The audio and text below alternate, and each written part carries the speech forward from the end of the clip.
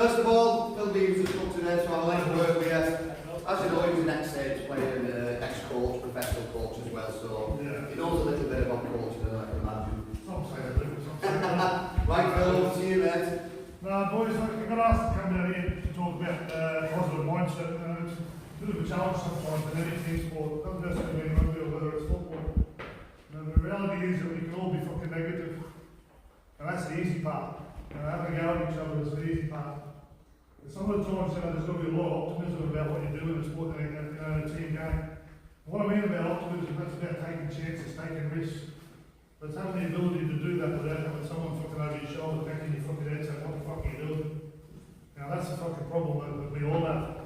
So when we talk about positivity, don't be frightened to fucking take a risk. Some of the time risks turn into fucking big goals. Whether that's scoring one or scoring two. But having that opportunity, having that honesty about stuff, don't be deceitful about what you're doing, be fucking honest about everything that you do. That's a major factor in all positive mindset. We can all have a fucking closed mindset where your opinion is the only one that fucking matters. And a lot of people in life have that. A lot of people in sporting games have that. They think they know fucking everything.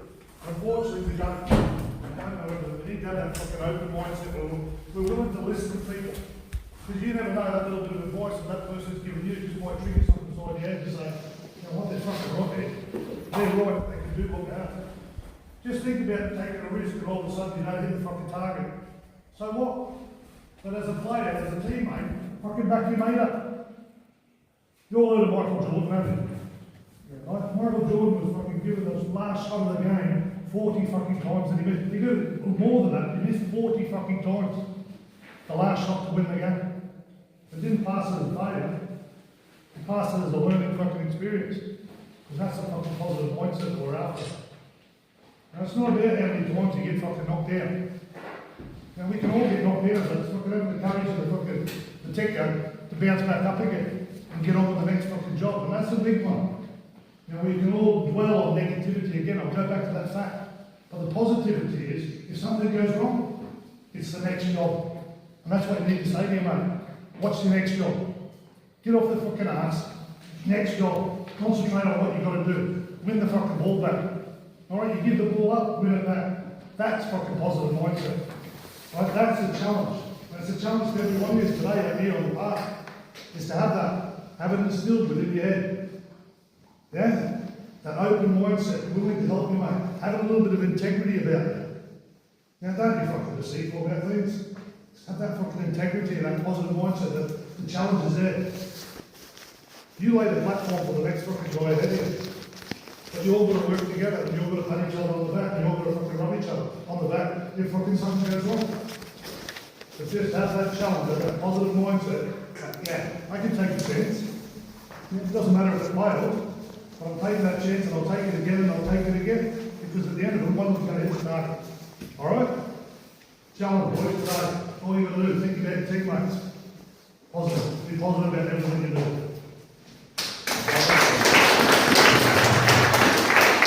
Breaking it down into pinpoint bits along the way. But it's doing it over and over and over again. Right? It's doing it, say, before you go to sleep at night. And you're visualising your performance and your actions. Basically what it is, it's something you can do that, because even though you're not doing the actions of it, but mentally you are. Mentally you're going through that bit by bit of doing what you do. And without knowing it, it can become a habit with that visualisation, right? So, I'll give you an instance. Any of you heard of Michael Thorpe, the great swimmer? Yeah. Right, so what did he used to do, or what his coach used to do with him every night, was that he used to get him to visualise his race. So that would be his approach coming out through the doors. It was him walking to the start block. It was him diving into the water. How much depth he'd dive into, how far he'd go down the pool, how many strokes he'd take in that first length, how many strokes he'd take on that back. But he'd do it every night, over and over and over and over again, until it became like a second habit to him. I'll give you an instance for myself. So I'm going back a long time here because I've got a bit of age on me, right boys? But I've been visualising a lot. From when I first started playing. And I remember in Australia, and I got selected to play, it was probably my first year, and I got selected to play in first grade for the first time. I was fucking overly excited. I went and picked my mate up in the car. And as I've come through the red light, come through the green light, someone went through a red light before it cleaned me up. It come straight into my door. The door come in and smashed my ribs up. So I ended up, I drove to the game, and we had a sports psychologist that was there, and he just took me in the back, and he had me visualising everything that I did in the game, all the good things that I could do. You know, he knew what my ability was, and he'd say, right, so what about your tackling? How do you go about that? Step by step. So I'd go through all that, and then eventually he'd go through scoring a try or catching a high ball, and then it was about visualising on, you know, the accident and where this has hit me in the ribs. And to the point where, by the end of it all, I couldn't feel my ribs. Right? So I went out there, I played the game, I scored 2 tries, didn't feel my ribs the whole game, got me out of the match. All because I'd got through this and I'd actually sort of brainwashed myself into believing all these things that weren't happening. Don't get me wrong, it hurt like a fucking cunt afterwards, like, and I missed the next 2 to 3 weeks. But the point being was, that's the power of the mind. You know, the mind can do a whole lot of things. It's a bit similar when I came over to Saints. And I used to do this every time. You know, I used to visualise every night before a game. I used to visualise every Thursday, Friday, Saturday before a Sunday game. And then when I used to get to the game, I'd go through my routine like you guys are getting dressed, putting all the clothes on, all that. And then at the end, all I used to do, because I was a fullback and I was a number 1, there used to be a number 1 on the door, you know, on the peg. And all I used to do was just focus, I used to take everyone out of the room and just focus on the number on the wall. And just visualise, and I'd be telling myself you're the best fullback. There's only you that's the number 1. No one's better than you in this competition. Nobody could do all the things that I'm doing better than me. Right? And I had focused that so much so that it just become a natural thought to me every time I put my shoes on, put my boots on to play a game. Every time I went out on that field, I knew because my mind had it all sunk in. Now, if you haven't tried it, do it. You know, you might do a little bit of it today. You might do a little bit next week. You might do a little bit during the week all the time. But I promise you, if you can go through it, I spoke to the other team last week. I asked the same question, does anyone visualise there? The one person that put his hand up was a goalkeeper. And he says, yeah, no, I used to have a psychologist that used to help me.